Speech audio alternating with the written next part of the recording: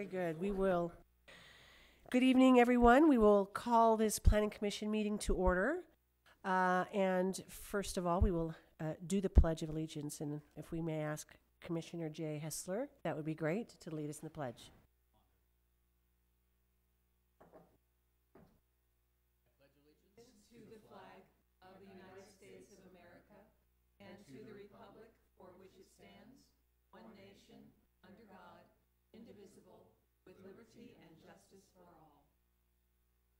Thank you, Jay. And thank you, Sam, for the gavel. Roll call. Vice Chair Newman. Present. Commissioner Heschler. I'm here. Commissioner Wingate. Here. Commissioner Keldorf. Here. And Chair Baldino is absent. And we do miss Chair Baldino being absent. Item number E would be the consent calendar. Do we have any pulls from the consent calendar? If not, I will hear a motion to approve. There's no need. There's nothing on the consent Nothing calendar. on it. No call items. Written communications. Do we have anything other than our? No, the only item is related to the next order of business. All right. Item number H will be public hearing. And if for zoning text amendment citywide site plan review, and if we'll just have a brief report. Greg. Thank you. This is a new process that we're introducing. You'll remember that about a year ago, the City Council rescinded the CEQA ordinance that we had. It had a lot of very rigid requirements and mandated what most of us considered to be far too onerous processes. It was written at a time, I think, that it was desirable to slow things down, and we don't feel that way right now. Like to see businesses come in. So for the last year or so, we've been without local CEQA guidelines and have been operating strictly on the state guidelines. There is one big, I won't call it a loophole because it was an intentional part of the state CEQA law, and that is that by right projects or anything that can be improved over the counter without the Planning Commission or the City Council or even a director's hearing are not subject to CEQA. And that's almost one of the very first paragraphs in the CEQA law. And it's a good thing for most cases because you don't want to subject every business license or every building permit to environmental review. However, large projects that otherwise would skate right through can skate right through if you don't have local CEQA laws to capture that. So what we proposed is a site plan review process which goes before the Planning Commission. So it is a discretionary permit, therefore it is subject to CEQA. However, we have devised new thresholds, and I'll run through them very quickly. A single family home, if you're building less than 10 of them, you won't have to worry about it. Will still be by right. If you're doing multifamily development and it's less than 10 units, again, that can be done by right. Most of them in this city are not because they'll ask for adjustments and other changes and sometimes even code amendments. When that happens, it would be subject to CEQA review. New commercial institutional or industrial development that includes structures with a combined total gross floor area of more than 50,000 square feet would be subject to site plan review, but less than 50,000 would not. Additions to those structures with a total gross of 50,000 would also be subject to site plan review. Your staff report and the resolution that was submitted also included parking structures, but I'll come back to that in a second. And then for mixed projects, whatever rules apply for either residential or commercial, if we ever have these sort of projects, you would just take the one that's the more strict. So whatever trigger is triggered first triggers the whole project. So anything, to repeat, anything that's below those thresholds would be treated just as a by right administrative process, and anything that crosses those thresholds would be required to have a site plan review application. The criteria for approving that would be as follows. The proposed development is consistent with the goals, policies, and objectives of the general plan and applicable specific plans and zoning code. You would make that determination. The project is functionally compatible with the area in which it is located. That is deliberately open-ended. That gives you a lot of freedom. If something doesn't feel right, it doesn't look right, it doesn't feel like it's going to be a good fit, there's your opening. You can put conditions on it, or you can ask for changes, and you can deny it. And lastly, the proposed development will not adversely affect the general welfare of the city. So if you can make those 3 findings, then it can go through. Otherwise, you can feel free to deny it. And as I said, you can put conditions of approval on these things. So I did originally include parking structures, but I had a conversation with the director and with the city manager yesterday, and we feel now that it would probably be better not to put any kind of inhibitor on parking structures when somebody wants to build one. So we've taken that out. So a parking structure of any size would not trigger the local CEQA requirements. Now, it will be a rare occasion when somebody builds a parking structure and they don't have other applications involved. It will happen, I'm sure. But most of the time, they'll be here anyway for some other permits. So that concludes the report. I'll be happy to answer any questions you have about this. Makes good sense. Any questions for staff? What's a typical CEQA study cost? Well, it depends. Of course, I know they're all different. There's various tiers. An initial study followed by a neg deck. Actually, it's very hard for me to say. It depends on the complexity, but we're talking tens of thousands. Mm-hmm. An EIR can be hundreds of thousands. Mm-hmm. Has there been any examples of businesses that have come in here that we wish we would have gone through this process? No, we've only been without the local CEQA guidelines for less than a year, I believe, and or maybe just over a year, and nothing has slipped through that we were worried about. But it's something that we really shouldn't leave open-ended for too long. Right. And is it my understanding that if something comes in, say, suppose there's a commercial building that's 50,000 square feet, and it meets all the criteria, and we could say, yeah, that looks fine, you don't have to do CEQA? Yeah, if it's under 50,000 square feet and it otherwise complies with the codes and requires no discretionary actions whatsoever, yeah, we'll just send them to the building permit process. And over 50,000? Over 50,000, no, they'll have to make an application for site plan review. Now, you may look at it as a group and say, I don't have any problems with this, proceed, and it can be a very quick review then. Okay, all right, good. That's what I But- wanted to know. So But parking structures, every parking structure gets looked at. No parking structures. No parking structure gets Yeah. looked at. That was the change that I made. Huh. And the baseline for the thresholds, what process, I guess, determined that it's 10 single-family units versus more or less?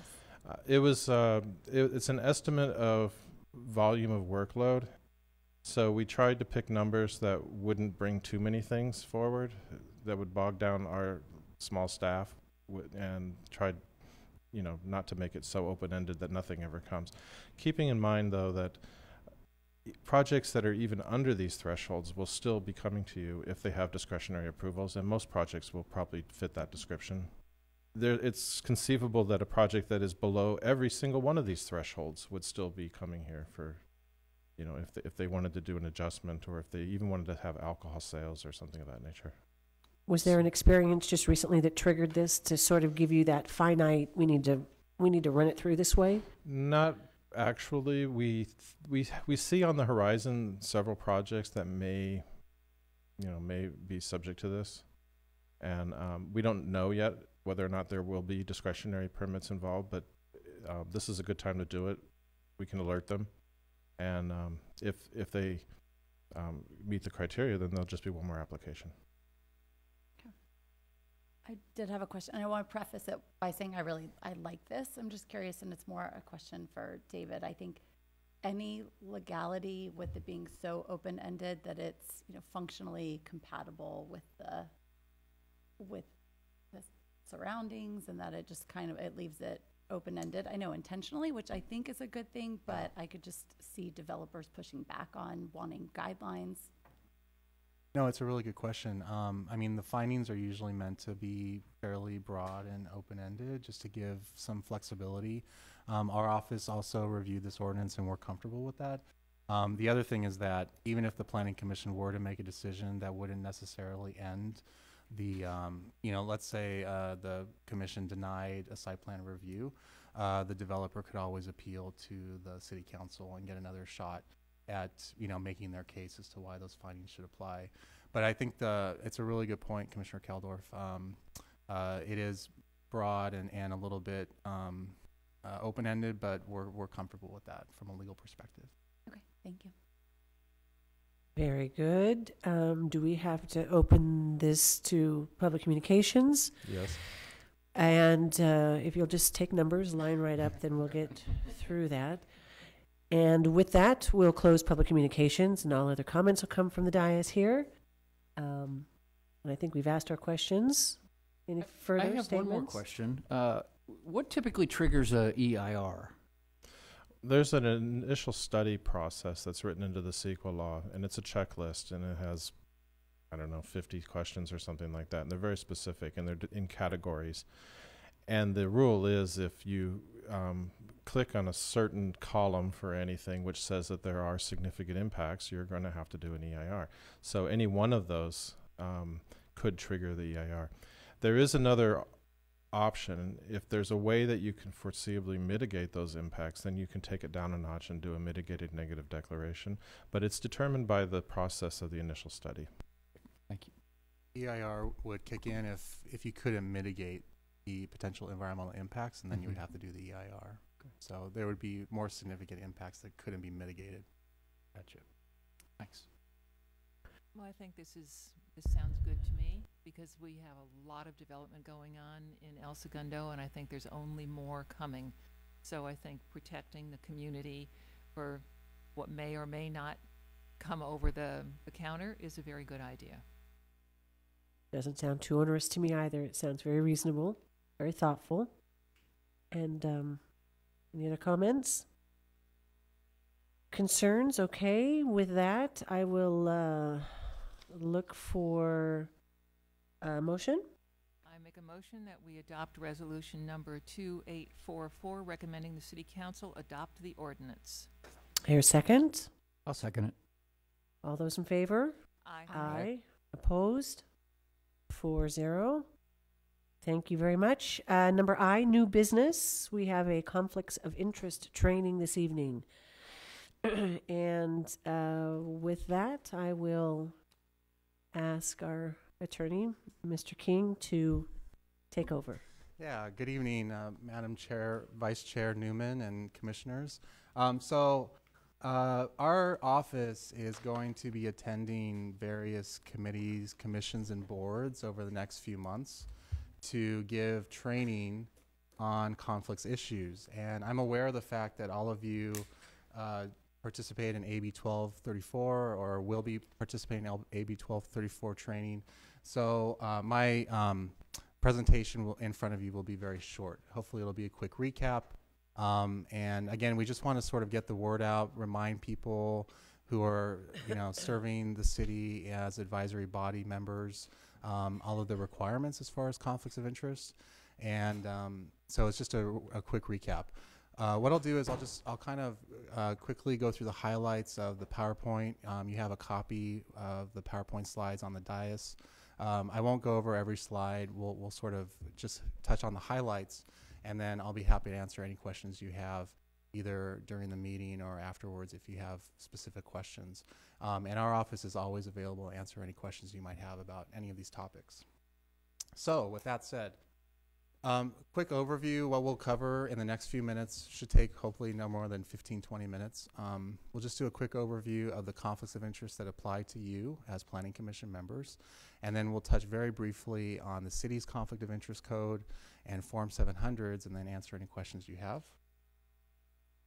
In front of you, one of the handouts on the dais is this Institute for Local Government handout, Ethics, Laws, Principles for Public Servants. And I really like this handout because it does a great job of sort of giving you a snapshot of some of the major issues that come up with public service. And you can see that there's 4 principal topics: personal financial gain, perks issues, transparency, and then due process issues, which we talk about a lot as well. We're just going to talk about the first topic, which is personal financial gain. And you can, I definitely encourage you to look at the other topics at your leisure, just so you're aware of some of the other issues that pertain to public service. But as far as group number one, for personal financial gain issues, the underlying principle that motivates all of these rules is that you as public servants should not benefit financially from your position serving the city. And so the examples of these types of laws range from, really serious, significant laws such as bribery and other crimes like embezzlement. And then we have financial interest disqualification requirements, which is what we're going to focus on tonight. So, as you can imagine, it would be a crime for you to sell your vote on the Planning Commission. That would be a breach of ethical duties and also is a crime. Some of the penalties would be losing your public office, potential prison time, and fines. So that would be bribery. Another example would be embezzlement, right? Converting public funds to your own personal use, or taking city property and converting it to your own public use. These are some of the classic examples of really serious times when people have misappropriated public funds for their own personal use. But the more common issues that we talk about a lot, if you've been on the Planning Commission for a while, you know that we talk about Section 1090 issues, and then disqualifying conflicts under the Political Reform Act, or FPPC regulations. And so those are the two topics we're going to talk about first, and then the third topic will be the common law conflicts of interest. So this is where we're going to focus the most amount of our time on these three topics. So the first topic is Section 1090. The rule under state law is that no city body or board may make a contract that is financially beneficial to one of its members, even if the interested member does not participate or abstains from the decision or vote, right?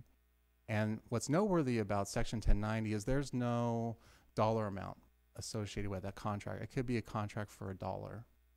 As long as there's a dollar amount and there's a contract, then Section 1090 applies. So what we're talking about is there's different types of interests, right? There are direct or indirect interests in a company, right? So if you are the owner of a company, you have a direct interest in that company. And then under the Section 1090 analysis, there are so-called remote interests or non-interest.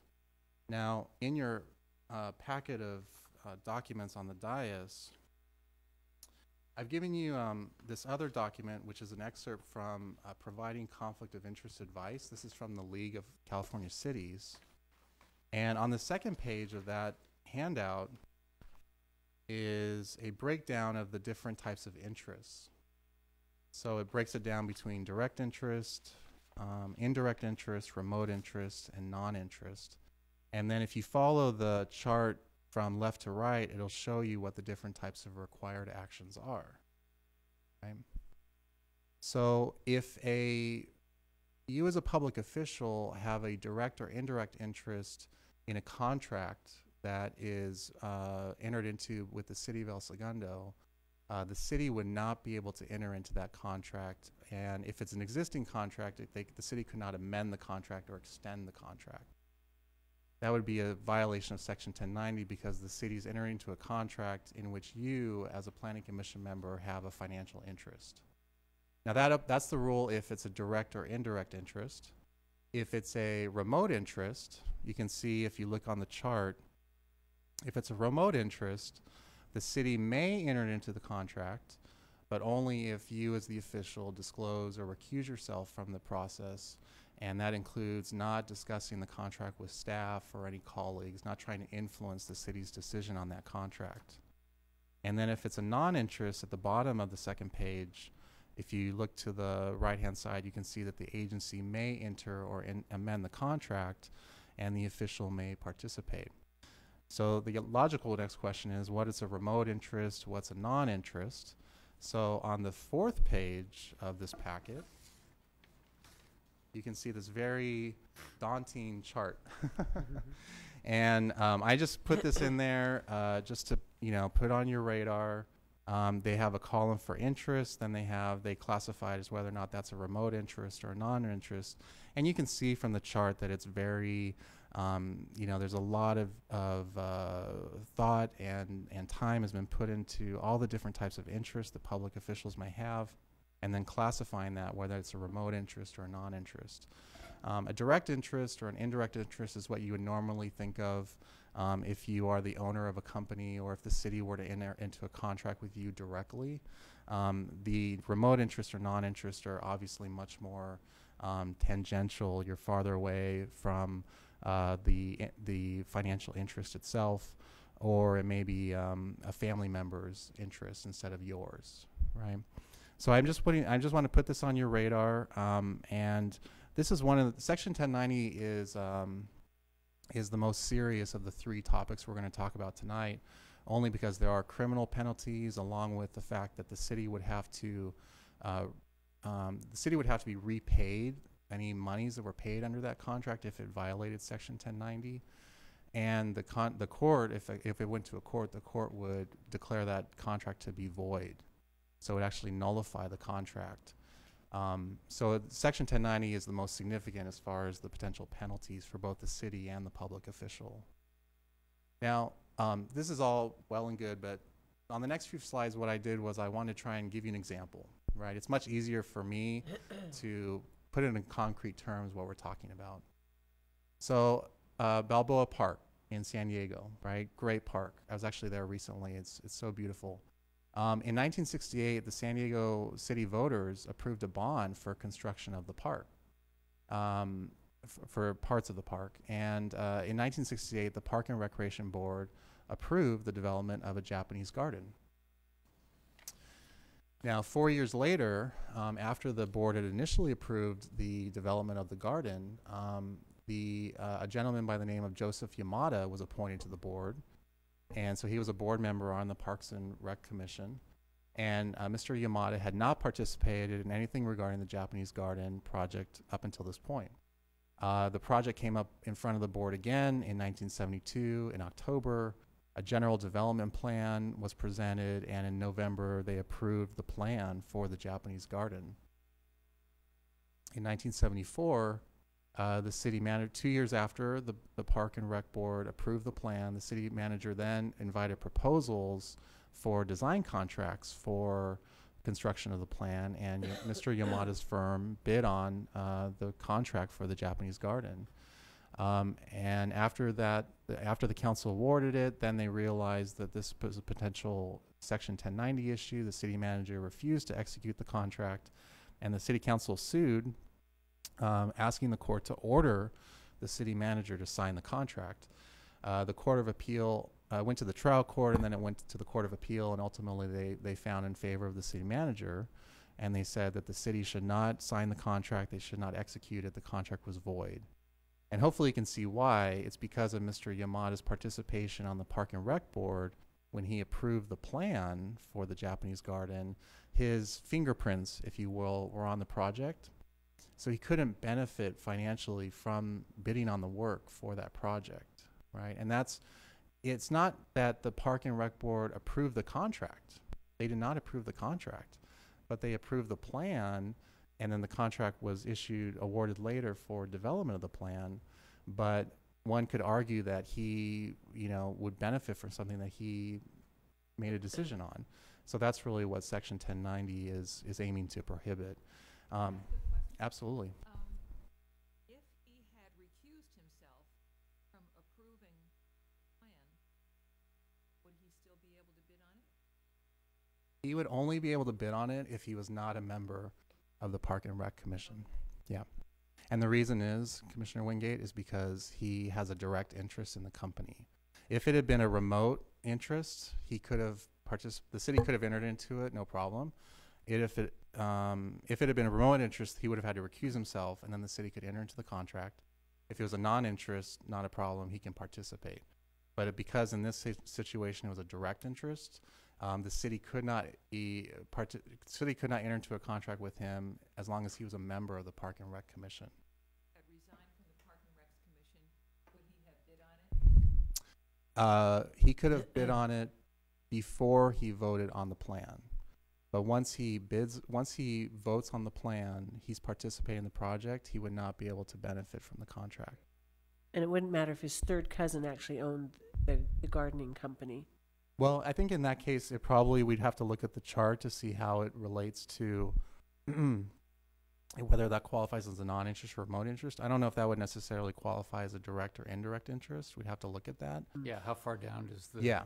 does the family tie? No, it's a really good Okay. question. I mean, I think if we looked at this chart, we could, for example, officers, if you're an employee of the contracting agency, that would mean that you were, might be a remote interest, right? So, but because he was the owner in that case, it was a direct interest. But, yeah, that's definitely It's all something about that perception, isn't it? I mean, what if his neighbor owned the company? Yeah, I mean, the neighbor, I don't think the neighbor would, under the law, would be a problem. Yep. Obviously, if the official himself feels that, this is something that he can't be unbiased about, Yeah. then he should recuse himself. But 1090 is only concerned about, what we qualify as direct or indirect interest, remote interest or non-interest. So then we look to see where it's classified and then what the implications of that are. Bringing it to El Segundo, Yeah. I just think of two committees come to mind, like the technology committee, even the aquatic center subcommittee. Mhm. Do those same things fall under this category? Yes. Okay. Yes. Is there a way to get this information out to, Mhm. just because I know of people Mm-hmm. joining those committees Yes. and thinking about that, Mm-hmm. and definitely their work would be affected by Yeah, absolutely, absolutely. Yeah, we're gonna Interesting. we'll definitely get the message out. Yeah, Section 1090 applies to any public official serving in any capacity, and the idea is that the other thing to keep in mind is that it only applies if you're involved in the process, right? So if there was something that was not coming before the Planning Commission that you would benefit from, it's possible the city could still enter into the contract as long as the Planning Commission wasn't involved in the process. In other words, it only applies if you are making some sort of recommendation or some sort of decision on it. If you're involved in the contract, that's when your fingerprints are on it, and that's when you can't benefit from it. Doesn't mean that the city can't enter into any contract with any member of any body. It's just the means that the body can't participate in that decision. How about somebody who is on a committee, and maybe committee equals an official? Mhm. Does it? Yeah. So you're on a committee, you develop a concept for something Mm-hmm. that's then presented to the city council Mhm. as a recommendation. Yeah. Council either says yes or no, but if Yeah. that person has a direct benefit, Yeah. that's no Absolutely. good. Okay. Absolutely. I mean, and hopefully you can see, sort of why, Mhm. because you could shape the project into something that would only apply to your business. And then when it comes to award the contract, lo and behold, there's no one else to bid on it because of the way that the project has been framed, right? And this is a great example, the Yamada case, because he wasn't involved in the contract at all. He did not come up with the contract terms, but the law extends it all the way to a project or a plan, right? So definitely, and the penalties for Section 1090, it's a misdemeanor, $1,000 fine or imprisonment. And then you would also, if you were found guilty by a court, you would be disqualified from holding any public office in California. And then, like I said before, the contract is void or unenforceable. The contracting party must return money paid to the public agency. So they don't benefit from it. And then, the official themselves could get in trouble with the district attorney's office. So that's why, one of the reasons why we really want to highlight this and get the word out about Section 1090. So if you have any questions, our office is always here to help. I would just pull up these, handouts and try and walk through the analysis and sort it out with you. Another option, you could always contact the Fair Political Practices Commission. It's noteworthy that the FPPC, neither our office nor the FPPC, if we gave you advice and we said that you could participate in something, under the law, we can't that doesn't give you any immunity. So the DA, if they disagreed with our advice, they could always prosecute you. So our office doesn't, cover you if you got into trouble later, and the same thing with the FPPC.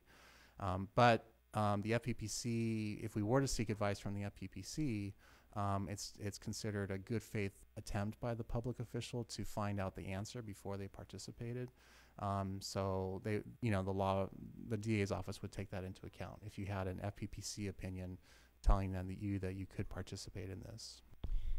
And this is only about dollars exchanged, right? So if a construction company wanted to donate their services to build something, a youth center or something, say, we're going to go in and we're going to donate $100,000 in time and materials, and we're going to get this done for the city, but they get no money for it. Is that still a gray area? It could be, because we'd probably still have to have a contract. Anyone doing work on behalf of the city. So even if the contract doesn't have any value, it's possible that Section 1090 would still apply. So that's definitely something we should look into. Gotcha. Yeah.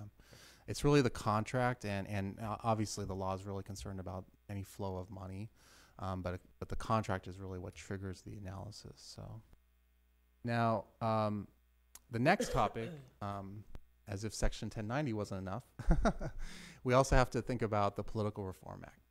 And the Political Reform Act operates in very much the same way, but it doesn't require a contract, right? So this is only if the public official were to benefit, financially from any decision that's being made. The Political Reform Act applies to appointed bodies when those appointed bodies make final governmental decisions. So because the Planning Commission is empowered to make final governmental decisions, the Political Reform Act applies to all of you.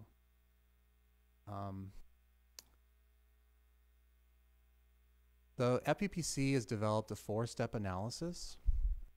So these are the questions that they'll ask. Will the decision result in a reasonably foreseeable financial effect to the official? Are those effects material? If there's a reasonably foreseeable material effect on the official, are they the same as the effects on the public generally? And then step 4 is, if the effects are not the same as the effects on the public generally, will the official be making, participating in, or using their position to cause those effects? So those are the 4 steps of analysis. I have several slides. I was just going to sort of quickly run through these.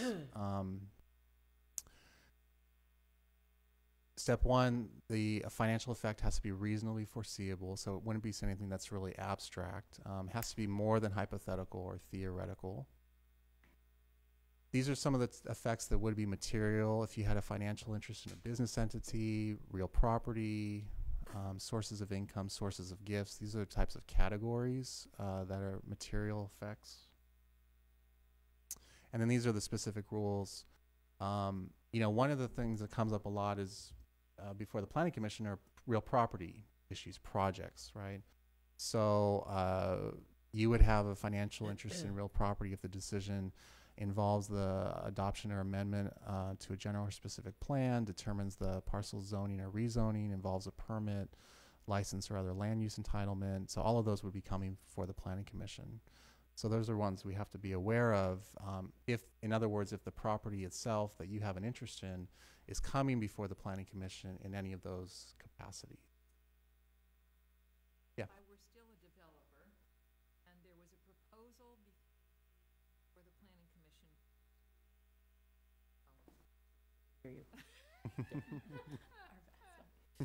And a proposal came before the City Council to rezone a parcel into an R3 lot. That would be something that I would have been professionally interested in. Yeah. And could I consider it? Should I abstain? If I did participate, what would be the effects of that? It would be better if, is that something, in other words, you're something that you're sort of eyeing this property that you might develop Well, it it later? wouldn't be a property in particular, but there might be a zoning area. Let's say east of Sepulveda. If somebody said, oh, let's zone this for R3 so Right. we can build apartments or condos, Mm-hmm. and I was still in that business, Mm. what happens? So in other words, you don't own the property, any property within that zone at this particular time, That's right. but maybe in the future you might. Mm-hmm. I think I think under the law, and I have to double check on this, but I don't think it's not. It's really more concerned about your property interests at this point in time. Now, if it was imminent that you were going to purchase a property, it'd probably be better just to step aside just to be absolutely sure. But if it's really speculative, that probably would fall under where we were saying earlier, where it has to be, reasonably foreseeable. And at this point, if you haven't put any money down or there's no transaction, nothing formal, I don't know if it would be, probably fall into the more of it's possibly hypothetical or just theoretical that you might, but you don't own the property at this point. So that it probably would fall out of the category at step one. Yeah, that's a good question. What if you are a realtor and your business is residential around town and you make a decision that improves your business all over town? Like I was thinking about the when the modulation stuff was exchanged. I heard one of the realtors say, we can't develop any lots here because nobody's coming to town and developing stuff. So the modulations were taken away and suddenly sales go up. Right. Would a realtor who's on a commission making that decision, would that be a conflict? Even though he or she may not have a property for sale at that exact moment? No, that's a really good question. Two things. Number one is there's specific rules that apply to realtors because they're such a unique position. So the FPPC actually has very specific rules for realtors. But in answer to your question in particular, one of the third steps is that, let me pull it up. Does the public generally exception apply? And this is really what answers your question, is that the FPPC and the law recognizes that there's times when you all are making decisions that, yes, impact you, but would actually impact a majority of people within the city. So that's why all of you and all of the city council members can vote on things that deal with residential uses in the city, because if it applies broadly enough, then the argument is that it applies to the public generally. And so, yes, it applies to you, but it also applies to hundreds and thousands of other people. So that's, as long as it's the decision is applied broadly enough, you can participate even if you are impacted. Great. That makes sense. Otherwise, for example, if a council member had to recuse himself on any time anything came up with any residential zone, all of them would have to recuse themselves. So we just can't have that. And am I correct? The difference between Section 1090 and the Political Reform Act is you can recuse yourself in this situation. Absolutely. Okay. Yeah, Just making sure. not dealing with contracts in particular, and then yes, you can participate and still protect the process. Got it. Yeah, but Section 1090 does not allow that. So that's another one that comes up quite frequently is you're all familiar with the 500-foot rule. So that falls under step 2. The law presumes that any decision made within 500 feet of a property line of your real property, the law presumes that it's going to affect your real property. So that's why often you'll have to recuse yourself if it's within 500 feet. And then, unfortunately, within the past couple of years, the FPPC changed the rules as far as what happens outside of 500 feet. It used to be a bright line test where anything outside of 500 feet, you were fine, you could participate unless there was some other rule applied. But now they say, well, if it's outside of 500 feet, there's a variety of different factors you have to look into. And so if it's close to that 500-foot, threshold, definitely let us know and we can talk about, whether any of those factors apply. As you can imagine, if it was, 550 feet from your house, but it's a gigantic project that's going to really impact the property values of the city, then probably best to just recuse yourself just to be on the safe side. Err on the side of caution. Yes, absolutely. So I'm just going to skip over. So we're talking about whether the effects are material. That's step number 2. We talked about step number 3 is whether or not public generally exception applies. And then the last step is, do any other exceptions apply? And this allows, if in the situation, and we've seen this before, where a majority of you have to recuse yourself because 3 of you or more of you are affected. So in that case, we have something called the legally required participation, which just means that we randomly draw names out of a hat, which allow 1 or 2 or more of you because we need a quorum. So we can't have all of you recuse yourself based on conflicts. If you're disqualified, you all know this. You want to identify the nature of your conflict. You want to leave the room, and then the idea is that you would not discuss or influence staff or colleagues with that decision. There are exceptions, just so you know. If you own property, or if you have you're the owner of a business, the law would still allow you to participate, but you'd have to make it really clear that you're participating. You'd have to, leave the room and then come back and say, I'm here as a business owner, I'm here as a real property owner, I'm not here in my capacity as a planning commissioner. Because obviously you have property interests that you want to protect. So the law does give you that allowance. And I just want to emphasize, disqualification does not imply any wrongdoing. And it's different from abstention. Abstention is when you just decide you don't want to participate, so you just abstain, but disqualification is legally required. And these are the consequences for violating the Political Reform Act. And again, if you have questions, you can always contact our office or the FPPC. And then the last topic, the third topic, is common law conflict of interest. And all this means is that as a public official, the expectation is that you will serve and only be concerned as a planning commissioner about the interests of the city. And that is really what is driving you in your role as a planning commissioner. So this is the idea that you can't serve 2 masters when you're sitting on the planning commission. And so if you feel as though you couldn't be unbiased in a particular situation, then the law would say the common law conflicts of interest doctrine applies. So to give you one quick example, there was a child of a board member who applied for a loan in front of a city, and the Attorney General opined that if you're a parent and your child is applying for a loan with the city, the Attorney General said it's difficult to imagine that the board member would have no private or personal interest in whether the child's business transactions are successful or not. So in other words, the Attorney General said, really they should step aside. It might not fall under any of the rules that we've already talked about. It might not fall under Section 1090. It might not fall under the Political Reform Act. But the common law conflicts of interest would suggest that they should really step aside and not participate. And then another example is where a council member served on a board of directors for a nonprofit trust created to support a park. And then later on, the council was deciding whether to lease a parcel of land to a business owner from whom the council member had solicited donations for the non-public trust. And in that case, the Attorney General said there was no conflict.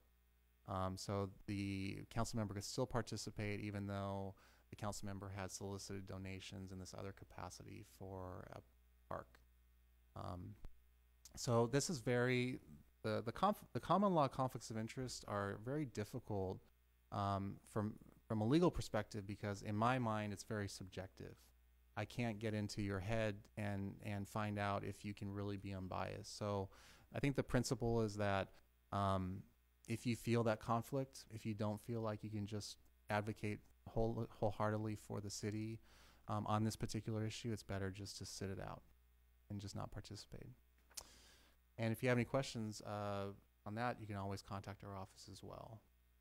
And then lastly, if you might have heard about Form 700s, the city has its own conflict of interest code, and several of the commissions, committees, and boards are listed under the conflict of interest code, which just means that any of those members have to fill out a Form 700. You all are required under the state law to fill out a Form 700, so it's not optional. But other committees the city has chosen to designate them as Form 700 filers. But as planning commissioners, you are required to do that. and the city every 2 years has to reevaluate its conflict of interest code and determine if there's any other members of committees that need to disclose their financial interests. And as you can imagine, it's just about transparency, and so the public has a right to know who's making these decisions and what are their financial interests. So in sum, as you can tell, hopefully from these handouts, conflicts of interest can be very complicated, and they're very, very fact specific. So if you see something coming down the pike, and you think that you might be impacted by that, you have a financial interest in that, or if you can envision a scenario where you might want to benefit from that project or that contract, then we should definitely talk. So please contact our office. You can always contact the FPPC. And when it comes to Political Reform Act issues, if you have any doubts about it, it's best to just sit it out. And these are some resources that are available to you, and I'm happy to answer any other questions that you might have. Or we can always talk offline too. Thank you very much, David. Sounds good. Thank you all. Very informative, and it's very good for all of us to be reminded and to certainly see these examples so that we are reminded about our responsibilities here. Thank you. Any further questions for David? All right. Continued business? I think we have no continued business. How about report from Planning and Building Safety Director or designee, Mr. Sam? Would that be you? Yes, Commissioners. I have one item. The El Segundo recently created, I say recently, probably in the last 2 years, year and a half, created a technology committee, as Commissioner Keldorf mentioned. As part of that process, let me take a step back. The city is taking a very aggressive look at how can technology help us, right? Our path to become a smart city. And so in that path, the council desired to create a technology committee about a year and a half ago, maybe 2 years ago. And it was formed. Many of the directors and the city managers spent a lot of time working with them. And then we quickly figured out that we need a director to run the technology. So we went and hired a director, Charles Mallory. So Charles came on board, gosh, I want to say maybe 3-4 months ago. I think it was less than 6 months ago. And he's trying to put all this together, and I think he figured out, along with the help from the technology committee, that they would like a technology visioning strategy session. And he's invited many members of the city, including members of the various different commissions. So I communicated with Ryan, and he says he's not available, but we would like to get a volunteer from the Planning Commission to participate in this visioning session. And ultimately, the goal of the session, so it's a 2-hour session, and it'll be led by the chair of the technology committee, who is very knowledgeable in running meetings like this and coming up with an ultimate goal. The goal of the meeting is to come up with a long-term technology vision of the city to become a smart city. The date of the meeting has been set for August 8th from 5 to 7 p.m. It'll be located at the 2100 East Grand Avenue, the office of W Promote. It's a really cool place. We've had several meetings there. There'll be a combination of large group sessions, small group sessions. There'll be some dot voting involved as well. So I'd like to open up to the commissioners and seek a volunteer. And we have any volunteers amongst us that would like to participate in that? I would love to do it. I'm not in town on August 8th. What day is August 8th? So What day is a Wednesday? I may be in town, but 5 might be pushing it. I come back that day. Mm-hmm. Also, is the presumption that you would actually have to know anything about technology? There is Because that. That is the biggest hurdle. No, think. I mean there will be there will be plenty of people who know about technology, right? So I would think from the planning commissioner's standpoint, it literally would be from your perspective. What do you see from your perspective how technology could help you, help us, staff, and help the development group? So, it's not necessarily, I need megabytes of this and RAM of this. It's, I want our technology to do this, right? When you walk up to the counter, it'd be love to be able to print out your type in your address and then gives you information about that development, right? So things like that. It'll be very, I think from where you and I and from planning and building safety department, it'll be very practical input. Well, it sounds like nobody else. We'll put you down, Carol, for it. I have a 5 o'clock appointment. I'm coming back from San Diego and I'm just hesitant to commit without that. I Yeah. get it. All right, Carol, we're going to put you down, and if just one or Well, I was gonna say, they've invited all of the committees, and they're as these meetings go, they told me that they really want to keep the group to less than 40. But I did ask, what if 2 commissioners would like to do it, and they didn't say no. So if 2 of you would like to do it, and I think if Michelle, for whatever reason you didn't make it in time, I think it would be okay. But I think that would be okay. I'll put both names in, and Okay. would that be okay? Or Jay, Yeah, I'm going to work hard to get back here on Thursday for the planning commission meeting, which is the 9th. If there's a chance I'm done with this project out of state on the 8th, I will try to make it.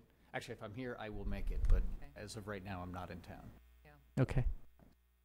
I will forward you the specifics of the meeting. great.